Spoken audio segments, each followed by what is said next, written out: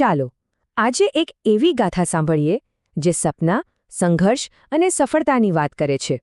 આ કહાની છે એક જ ગામના 4 યુવાનોની, જેમની સફર ખરેખર અસાધારણ છે. અને આ કહાનીની શરૂઆત એક સવાલથી થાય છે. શું એવું બની શકે કે કોઈ એક વ્યક્તિ એક સપનું જુએ અને એની અસર આખા સમુદાય પર પડે? ચાલો જોઈએ કે કેવી રીતે એક નાનકડી જ્યોત પ્રેરણાની મોટી મશાલ બની જાય છે. તો આ કહાનીની શરૂઆત ક્યાંથી થઈ એ સમજવા માટે આપણે જવું પડશે એક નાનકડા ગામમાં અને મળવું પડશે ત્યાંના પહેલા શિક્ષકને. આ કહાનીનું કેન્દ્ર છે કચ્છનું બેરાજા ગામ. એક એવું ગામ જ્યાં શિક્ષણના નવા અધ્યાય લખાવાના હતા. આખી વાતની શરૂઆત અહીંથી જ થાય છે. અને આ કહાનીના પહેલા નાયક એટલે મહેશ્વરી દામજીભાઈ ખીમજીભાઈ. એ બેરાજા ગામના પહેલા એવા વ્યક્તિ હતા જે પ્રાથમિક શિક્ષક બન્યા. એમણે જ એક રસ્તો બનાવ્યો જેના પર પછી બીજા ચાલવાના હતા. એ સમયે શિક્ષક બનવા માટે PTC એટલે કે પ્રાઇમરી ટીચર્સ સર્ટિફિકેટ કરવું જરૂરી હતું. દામજીભાઈએ આ જ રસ્તો અપનાવ્યો અને એમના માટે શિક્ષણ જગતના દરવાજા ખુલી ગયા.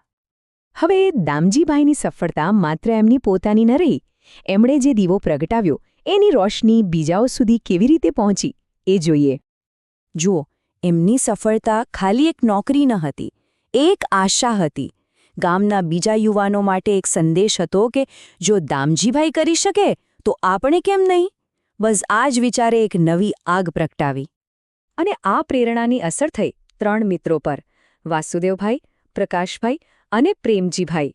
દામજીભાઈને જોઈને આ 3 મિત્રોએ નક્કી કર્યું કે આપણે પણ આ જ રસ્તે ચાલવું છે.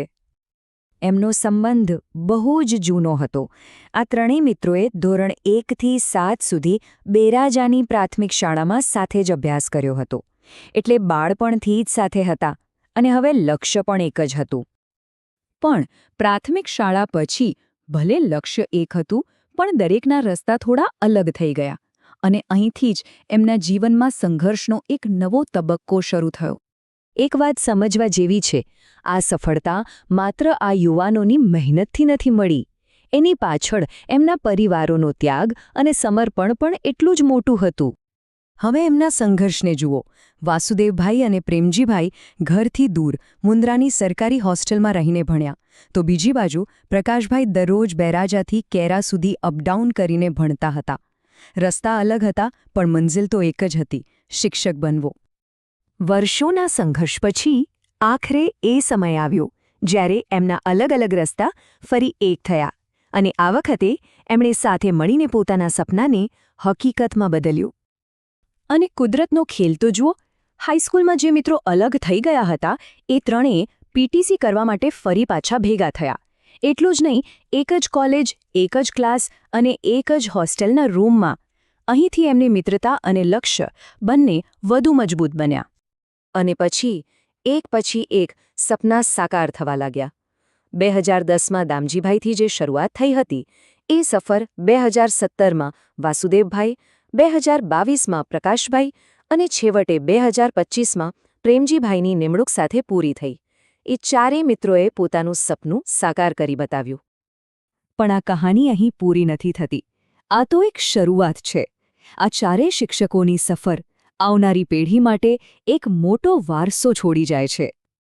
આ કહાનીમાંથી આપણને શું શીખવા મળે છે? બલિદાન, ત્યાગ અને શિક્ષણ પ્રત્યેની અતૂટ નિષ્ઠા. આ એવા મૂલ્યો છે જે આજના સમયમાં પણ એટલા જ મહત્વના છે અને દરેક માટે પ્રેરણારૂપ બની શકે છે. અને અંતે આ સવાલ સાથે આપણે અટકીએ. એક ગામ, 4 મિત્રો અને એક સપનું. એમની આ ગાથા આવનારા સમયમાં શિક્ષણ અને સમર્પણની નવી દિશા કેવી રીતે આપી શકે છે? આ ખરેખર વિચારવા જેવો પ્રશ્ન છે.